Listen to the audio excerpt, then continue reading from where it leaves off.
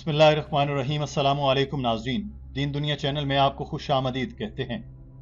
ناظرین، اسلام ایک ایسا دین ہے جو اپنے ماننے والوں کو زندگی گزارنے کا ایک طریقہ دیتا ہے۔ اپنے ماننے والوں کے حقوق بھی وہ صاف صاف بتاتا ہے اور فرائض بھی۔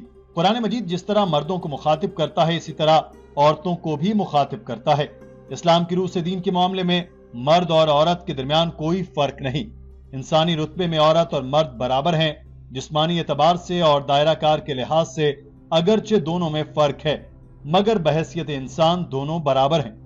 ناظرین، ایک خاتون ڈاکٹر ذاکر نائک کے پاس آئی اور اس نے عورتوں کے حقوق سے متعلق سوال کیا۔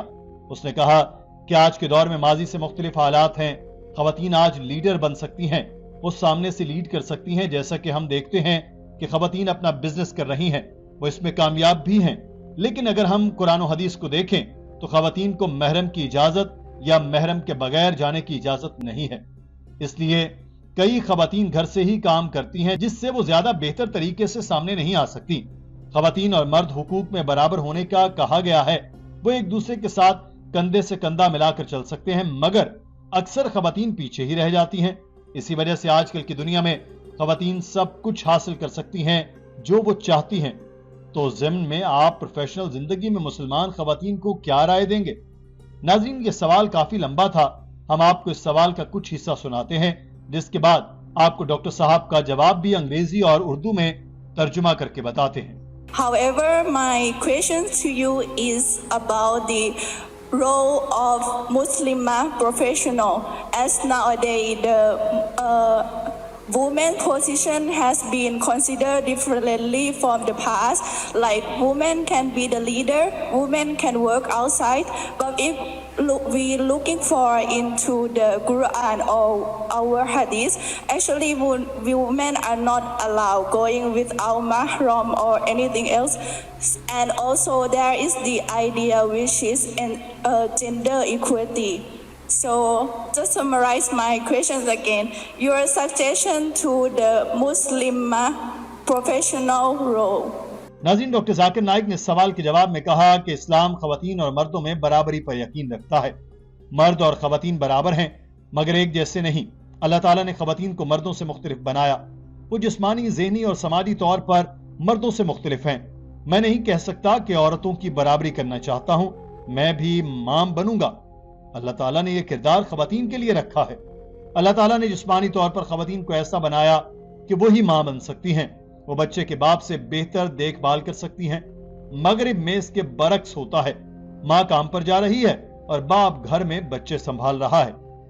ڈاکٹر ذاکر نائک نے مردوں اور خواتین کے مختلف ہونے سے متعلق ایک مثال دی کہ کلاس روم میں طالب علم امتحان دے رہے ہیں، دو طلبہ ایسے ہوتے ہیں جو 100 میں سے 80 نمبر لیتے ہیں، یہ دونوں برابر نہیں، کیونکہ اگر آپ اس کی تہہ میں جائیں اور ان کے جواب دیکھیں تو اگر 10 سوال ہیں اور ہر ایک کے نمبر 10 ہیں تو ہو سکتا ہے ایک طالب علم نے پہلے سوال غلط کیا ہو، تیسرے میں بھی غلط ہو، اور باقی 8 سوالوں میں 10 میں سے 10 نمبر لے کر مجموعی طور پر 80 نمبر حاصل کیے ہوں۔ دوسرے طالب علم کے بھی 80 نمبر ہی ہوں، تو ہو سکتا ہے اس نے 7واں اور 8واں سوال غلط کیے، باقی صحیح کیے، اس کے بھی 80 نمبر آ گئے۔ تو اگر باہر سے دیکھیں تو دونوں برابر ہیں، دونوں کے 80 نمبر ہیں، مگر جوابی پرچے میں دونوں طلبہ نے مختلف سوالوں میں مختلف نمبر لیے ہیں۔ اسی طرح سے مرد اور خواتین بھی کئی جگہوں پر برابر ہو سکتے ہیں، مگر کچھ ایسے رولز ہیں جو دونوں کو قدرت نے عطا کیے اور وہ دونوں اس میں ایک دوسرے سے آگے نہیں جا سکتے۔ Similarly, men and women overall are equal. In some aspects, they are identical. Not in all the aspects. They are biologically different, physically different, psychologically different. So depending upon the psychological nature and the biological nature, the roles are different. Some both can do. Majority think both can do. Some things only women can do, man cannot do.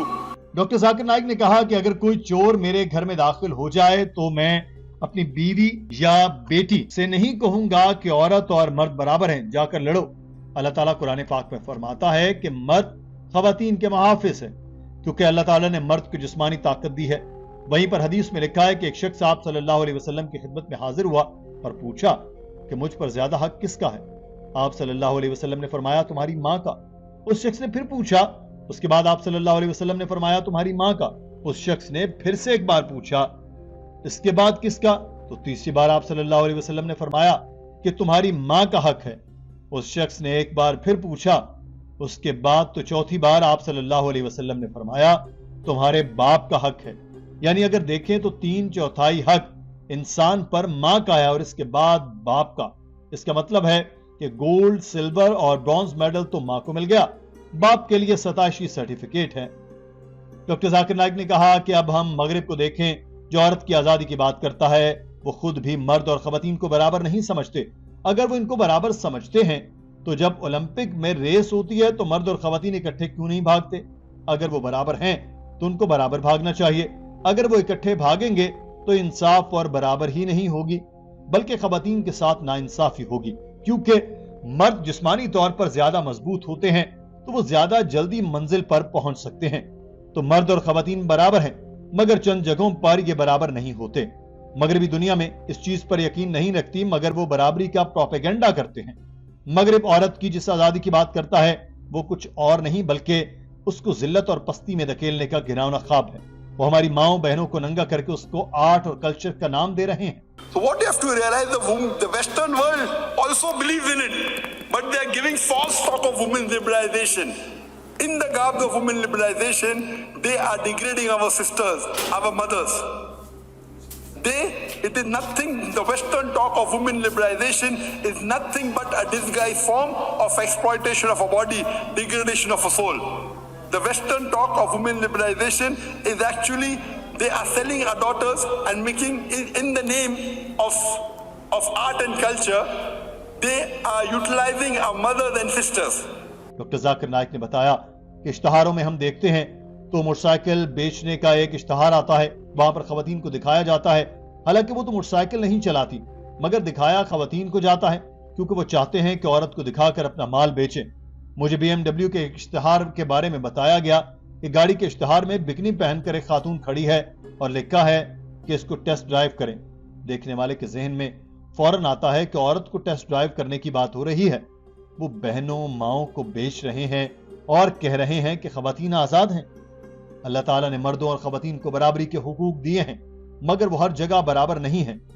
زندگی میں ان کے کردار مختلف ہوتے ہیں، وہ زندگی کے ہر پہلو میں نہیں تو بہت سو میں ایک دوسرے سے الگ ہیں، مگر جہاں تک حقوق کی بات ہے اسلام دونوں کے حقوق کی بات کرتا ہے۔ You know, you have ad. When we see an advertisement of a motorcycle, who rides motorcycle more, girl or the man or the woman in the world? Who rides more? Men. Invariably in a motorcycle ad you'll find a woman. Why? Why? Not right. Men are riding, so why do you show women? Why? They are utilizing our mothers and daughters and they are selling them. I was told about a very famous ad, the BMW. I was told. I have not seen it. One of the person told me a very famous BMW ad. There is a girl standing in front of the ad with bikini and the ad says, "Let's drive her now." Who, the girl or the car? ناظرین، آج کی video کے بارے میں آپ کی رائے کیا ہے؟ کمنٹ سیکشن میں ضرور آگاہ کیجیے گا۔ اپنا خیال رکھیے۔ اللہ حافظ۔